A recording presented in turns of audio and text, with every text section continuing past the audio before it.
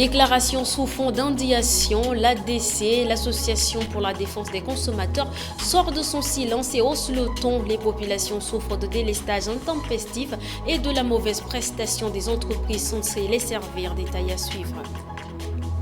Pénurie de carburant, une rencontre d'échange au ministère des hydrocarbures. La chef de département entend solutionner le problème en discutant avec les marketeurs ce jeudi.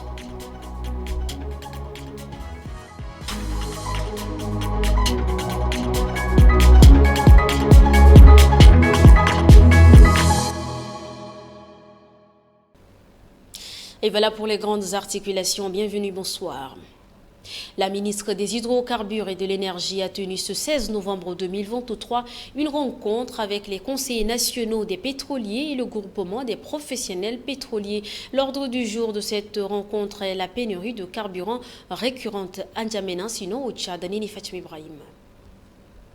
Échanger avec les marketeurs en vue de trouver des solutions durables aux problèmes récurrents de pénurie de carburant, c'est le sujet au menu de cette rencontre. Pas des moyens de s'enrichir sur le dos du consommateur. Nous avons eu, au niveau du département des entités, à constater que certains marketeurs ne dépotaient pas le carburant reçu au niveau de la RSRN, au niveau des stations. Ce qui, effectivement, dans ce cas, ne peut que provoquer une situation d'indisponibilité et donc des files d'attente interminables, parfois non satisfaites à certaines stations-service. Ces questions donc ont été évoquées entre le département et le GPP et le CNP et nous prenons les dispositions pour corriger le plus rapidement possible cette situation.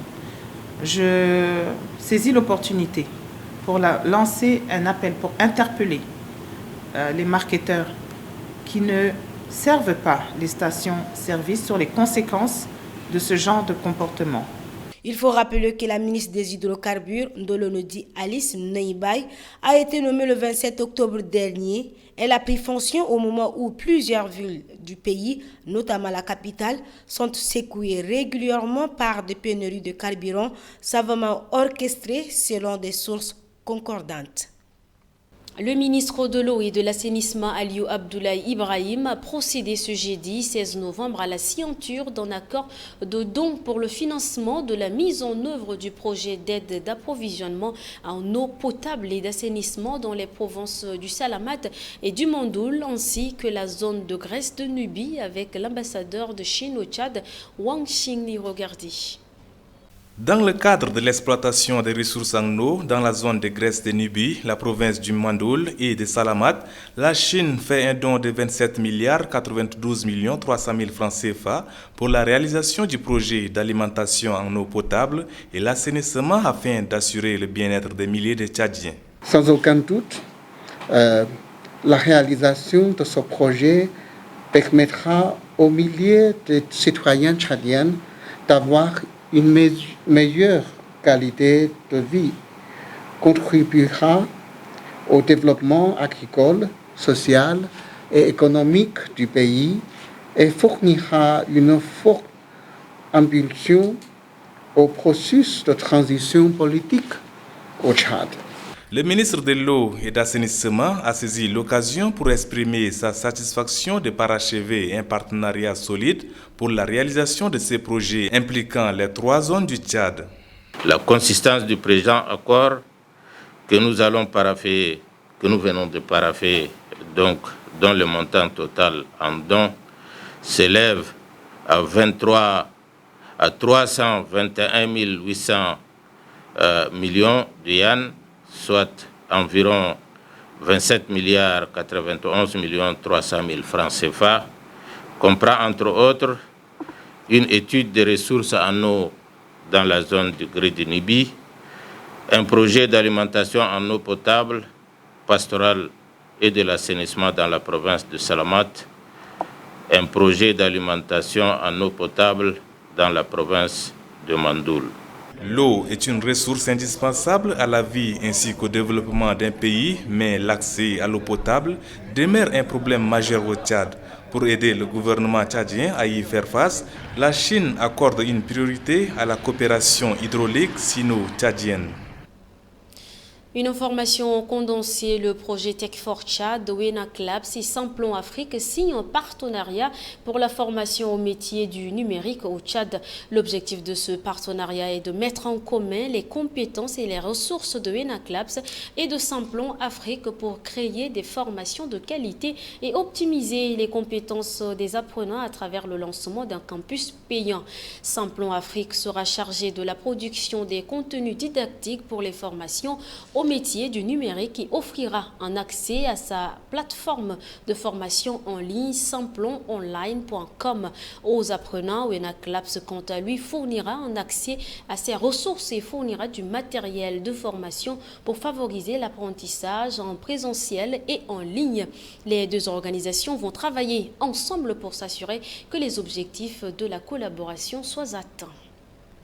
Déclaration sous fond d'indignation, l'ADC, l'Association pour la défense des consommateurs, sort de son silence et hausse le ton. Les populations souffrent de délestage intempestif et de la mauvaise prestation des entreprises censées les servir. Détail à suivre. L'ADC condamne ces pratiques de délestage intempestif et sélectif et plaide pour la fourniture équitable de l'électricité, de l'eau, ainsi que la baisse des prix de transport et l'amélioration de la qualité des réseaux de la téléphonie mobile. Par ailleurs, l'ADC rappelle à la SNE, à la STE et à RTL Tchad leurs engagements contractuels, à savoir la fourniture régulière des services de qualité à leurs clients qui, à leur tour, ont l'obligation de régler le montant de leurs factures. 4 informations pour le temps d'une actualité en bref. C'est une compilation de ce jeudi signée Rassemor Leila. 5 informations sont retenues pour cette actualité en bref. Le Premier ministre Saleh Kebzabo a reçu en audience ce jeudi 16 novembre 2023 une délégation de l'Ordre des avocats du Tchad, conduite par son président, Maître Ndjerandi Laguerre Djonro, en présence de quelques membres de son cabinet. Les bâtonniers et sa délégation sont devenus remercier le Premier ministre et son gouvernement pour leur soutien dans l'organisation de la rentrée solennelle du barreau, couplée à la célébration des 25 ans du barreau du Tchad qui a eu lieu du 15 au 18 mars dernier. Le rapport de ces assises a été remis en main propre au chef du gouvernement au cours de cette audience. Dans le cadre de sa participation à la 15e édition du Forum des Tanguères, le ministre d'État, ministre des Affaires étrangères, d'État de l'étranger et de la coopération internationale a animé un panel portant sur la thématique séparatisme, terrorisme, ingérence et instabilité politique en Afrique. Au cours de ce panel, les intervenants ont entretenu leur auditoire sur les mots qui minent l'Afrique, le renforcement de la gouvernance démocratique, le respect des droits de l'homme, la coopération internationale et sous-régionale, les causes endogènes et exogènes du terrorisme en Afrique, du séparatisme en Afrique. Ils ont également proposé des pistes de solutions afin que l'Afrique puisse sortir de ce problème. L'Agence nationale des titres sécurisés, avec l'appui du ministère de la Santé publique et de la Prévention et des partenaires techniques et financiers, initie une application permettant l'enregistrement systématique des naissances à l'état civil. La campagne en faveur du dit enregistrement a été officiellement lancée ce jeudi 16 novembre 2023.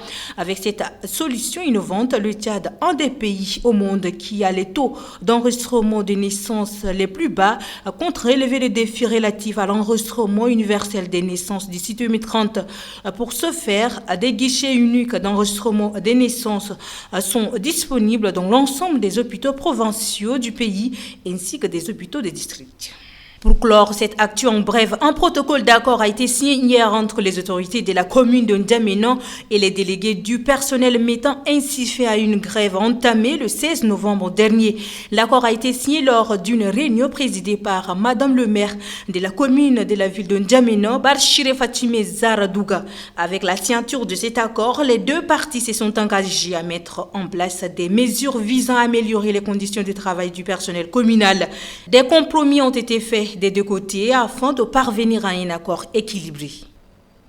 Rassemordim Leila, dans la rubrique Notre regard de ce jour, nous partons d'un constat selon lequel les mariages ne durent pas. La plupart des foyers ou couples se brisent de manière brusque, contrairement aux anciens couples qui duraient des dizaines d'années ensemble. Sandakap, Danaegem et Moussa ont cherché les raisons de ces faits de société. Regardez. Chaque week-end, les célébrations de mariage se comptent par centaines. Les uns se passent les bagues au doigt à la mairie, tandis que d'autres marquent leur union par des cérémonies traditionnelles. Mais la plupart de ces mariages des jeunes ne durent pas. Alors pourquoi? Tu vis avec un monsieur, il faut lui donner totalement la confiance, mais la confiance en manque, et ce qui fait que chacun se méfie, et petit problème seulement là, le foyer est déchiré. Et beaucoup plus, c'est les belles-sœurs là aussi qui ont aussi l'une des causes des problèmes dans le foyer de leurs frères. Nous, jeunes de nos jours, nous essayons de faire des choses au-delà de nos moyens, quoi, en bref. Donc, nous faisons de telle sorte que la femme elle-même se sente plus au-delà de ce que nous sommes en train de vivre. Donc, ce qui entraîne tout ça, la mésentendu entre les couples, et c'est ce qui pousse à ce que le mariage ne dure pas de nos jours. Les gens sachent que le but de mariage, c'est d'abord l'amour. S'ils arrivent à s'aimer, tout ce qu'ils ont comme des moyens, ou bien tout ce qui est à leur disposition, ça leur permet d'évoluer et puis s'entendre bien. La même question a été posée à ce spécialiste. Pour lui, la durée d'une union se forge au premier jour. Aujourd'hui, on se trouve sur les réseaux sociaux, une relation à distance, et on décide de s'unir pour le meilleur et pour le pire. Et vous constatez que les bases ne sont pas, comme les bases ne sont pas ficelées, ne sont pas réfléchies, ne sont pas bien orientées, bien structurées. C'est comme si les bases sont comme sur une relation qui est basée sur le château de cartes. Et donc, ce n'est pas enraciné, j'allais dire. Et donc, du coup, ça devient fragile. Et tout de suite, ça tombe et ça casse comme un œuf, comme le dit un chanteur. Pas des statistiques exactes, mais beaucoup de Tchadiens s'accordent à dire que le mariage des années 60 à 90 sont plus solides que ceux des 3 dernières décennies. La candidature de Brahim Foula Wanglauna sera validée ou non? C'est la question sur les lèvres des amoureux du football depuis ce matin. En effet, son challenger Tahir Hassan Oloy a soumis une requête pour demander l'invalidation de la candidature de ce dernier. Et Modul Nassou.